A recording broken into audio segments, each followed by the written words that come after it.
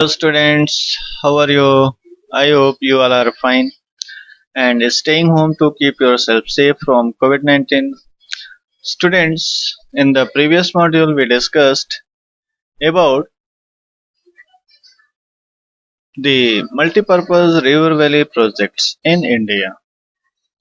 Here in this module we'll discuss about rainwater harvesting. So let us begin students. Rainwater harvesting. Many thought that given the disadvantage and rising resistance against the multi-purpose projects, water harvesting system was a viable alternative both socio-economically and environmentally.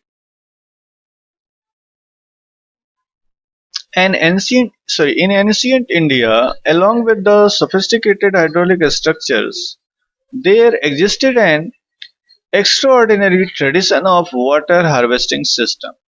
As we are thinking that water harvesting system is a new thing, but it is not. It is in practice from ancient period.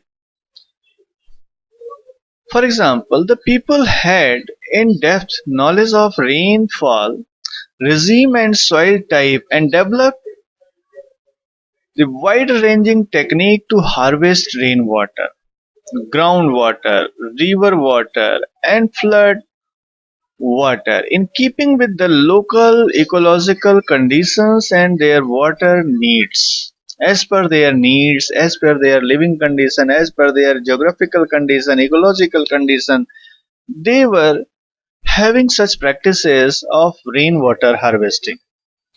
Like in hills and mountain regions, the people built division channels like the Gulls and Gulls of Western Himalayas of agriculture.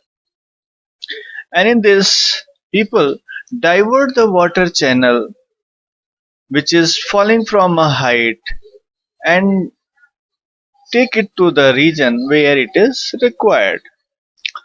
Rooftop rainwater harvesting was commonly practiced to store drinking water, particularly in Rajasthan. In the floodplains of Bengal, people developed inundation canals or channels to irrigate their field. Inundation channels are that when there is enough water in the river, that water can be used by diverting the river water for irrigating the field to the areas where water is less. In arid and semi-arid regions, agricultural fields were converted into rain-fed storage, a structure that allowed the water to stand and moisten the soil like Khadins, Jaisalmer and Johar in other parts of Rajasthan. So these are some examples. Now, here an example of rooftop rainwater harvesting. Rooftop rainwater harvesting is collected using a PVC pipe. Means rooftop rainwater is collected. As in the picture you can see, the rainwater is collected from this roof and then sending down through this pipe, PVC pipe, filtered using sand and bricks. On the way here in this block, there is a filter kept in the form of sand and bricks. First of all, the bricks are kept so that water should go, means the larger particles can be filtered by the pebbles, and then sand will filter the other smaller particles from the water. Underground pipe take water to sump of immediate uses, means whatever the excess water is there, that is released to the underground are released to this hand pump. Excess water from the sump is taken to the well. Water from the well recharge the underground as this is reaching to the underground water table, and then take water from the well later whenever as it is required. So this was the advantage of having such kind of rooftop rainwater harvesting, and even today also it is very much beneficial as there is a water scarcity increasing day by day. In the semi-arid and arid region of Rajasthan, particularly in Bikaner and Falodi and Barmer, almost all the houses traditionally had underground tanks or tankas for storing drinking water. Because you know the student, the Rajasthan region is mainly the desert area, and in that region, rainfall occur comparatively lesser than other part of the country, and seepage of water is also very fast in the ground, and that is why underground water is very deep inside the ground. And if they want to have drinking water, they need to store water in their artificial tanks. The tanks could be large as a big room. One household in Falodi had a tank that was 6.1 meter deep. 6 meter, you can understand how much, as 3 meter takes is usually of 10 feet. So 6 meters, it is about 20 feet deep, 4 meter long, and 2.44 meter wide. So this much larger tanks was made in this house. The tankas were part of the well-developed rooftop rainwater harvesting system and were built inside the main house of the courtyard. So every houses were having such kind of rooftop rainwater harvesting system. They were connected to the sloping roofs of the houses through a pipe. Rain falling on the rooftops would travel down the pipes and was stored in these underground tankas. The people were making the underground tankas because the underground tankas are keeping the freshness of the water. The first spell of rain was usually not collected because you know that in the first spell of rainfall there are a lot of impurities which are mixed in the air and that fall down along with the rainwater. So that way the first rain is generally not collected, and this would clean the roofs and the pipes also. The rainwater from the subsequent shower was then collected. Afterward, the rainwater was collected. Here, the rainwater can be stored in tankas till the next rainfall, making it extremely reliable source of drinking water when all other sources are dried up, particularly in the summers. So this is the example of Kal leads to a circular village tank as the above in the Kaja village, from which water is released as and when required. And you can see here this kind of tanka or pond like feature has been created, and this water can be used by the villagers as and when required. Rainwater or palar pani, as commonly referred to in these parts, is considered the purest form of natural water. Many houses constructed underground room adjoining the tankas to beat the summer heats as it would keep the room cool also. So that way there is another benefit of keeping the room cool also when such kind of underground tankers are created. Fortunately, in many parts of the rural and urban India, rooftop rainwater harvesting is being successfully adopted to store and conserve water. Like example given in Gendadhur, a remote backward village in Mysuru, Karnataka, villagers have installed in their household rooftop rainwater harvesting system to meet their water needs. As you know, student, this is the coastal region. Here, the plateau region has a very deep underground water, and even due to the coastal region, there is a chances of having the saline water also, saline underground water. So instead of depending on that underground water, it is the better choice to have rainwater harvesting to get fresh water. Nearly 200 houses have installed this system, and the village has earned the rare distinction of being rich in rainwater. Here, interesting fact given. Rooftop rainwater harvesting is the most common practice in Shillong. You know, student, Meghalaya region is having that Masinram region. Shillong.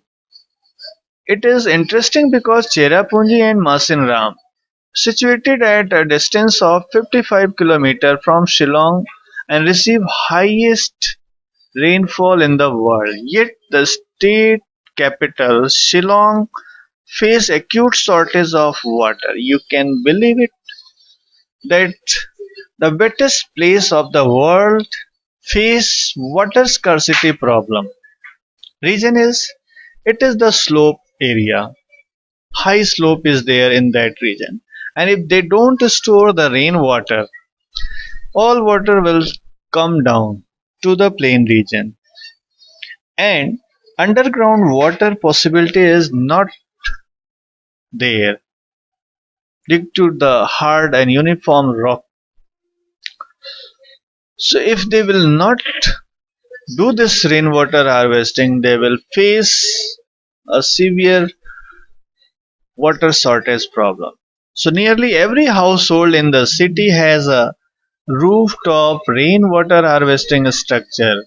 Nearly 15 to 20%, 25% of the total water requirement of the household comes from rooftop water harvesting.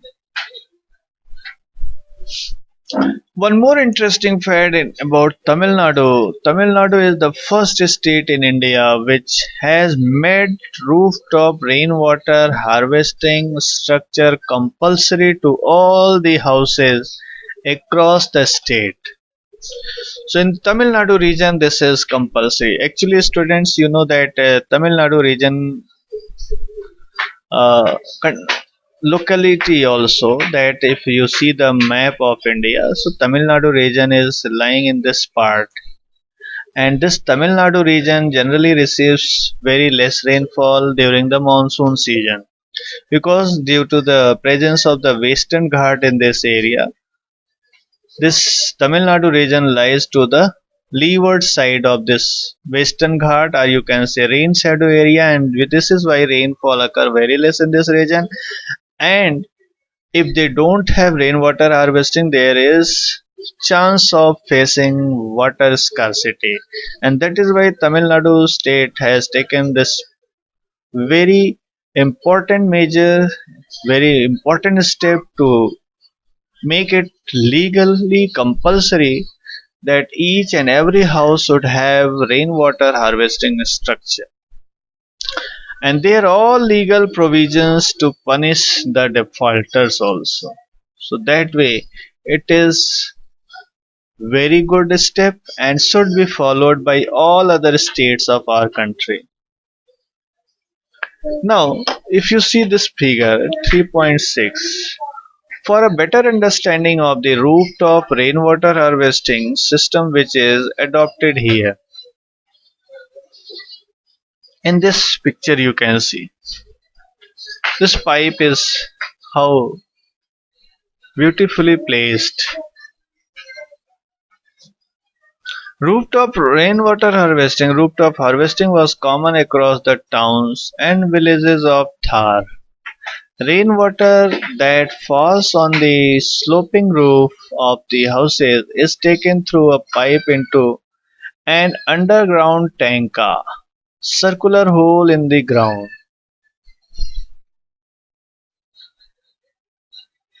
built in the main house or in the courtyard. Generally, in the main house or the courtyard, that backside there is wherever the space is having in their house, they collect.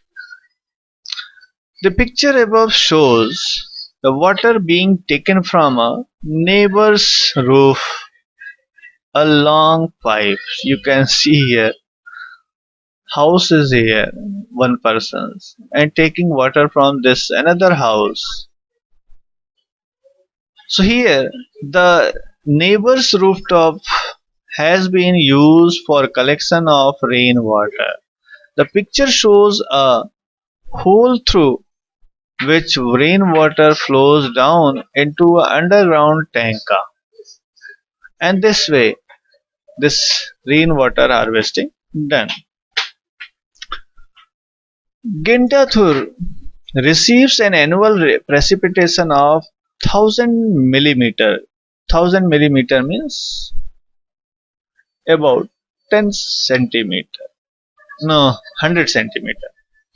With 80% of the collection of efficiency and of about 10 fillings, every house can collect and use about 50,000 liters of water annually. From the 200 houses, the net amount of rainwater harvested annually amount to 1 lakh liters. So this is the condition of that Kendathur. Here one more method is there of irrigation practiced in the mainly the the mountain areas. This is possible, not in the plain region this possible, as bamboo drip irrigation system. In Meghalaya, a 200-year-old system of tapping stream and spring water by using bamboo pipes is prevalent. About 18 to 20 liters of water enters the bamboo pipe system and get transported over hundreds of meters and finally reduce to 20 to 80 drops per minute at the site of the plant. And this is very simple. As you can see here, bamboos shapes is divided from the middle and then made it as a artificial canal. Bamboo pipes are used to divert perennial springs on the hilltop to lower reaches by gravity. You know, student, that water fall down according to the slope, and then the channel sections made the bamboo and divert water to the plant site where it is distributed into branches, again made and led out with different forms of bamboo pipes, and the flows of water into the pipes is controlled by manipulating the pipe positions. It can be divided in different number of water channels, and as you can see here, there is support of the different plants, and the bamboo sticks has been taken to give it a proper level and balance. If the pipes pass a road, they are taken high above the land. Agar if the pipe is passing through a road, this is given a certain height so that the people should not be affected because of this pipe, and the water can carry easily. Reduced channel sections and diversion units are used at the last stage of water application, and the last channel section enables water to be dropped near the root of the plant, and this way bamboo drip irrigation is done by the Meghalaya region people. Is done, not was done. It was traditionally practiced. It is a very old method of irrigation, but very interesting. So this was all about from this module, students. We'll discuss some more thing in next module. Till then, bye all of you. Thank you. Have a nice day. Enjoy your day.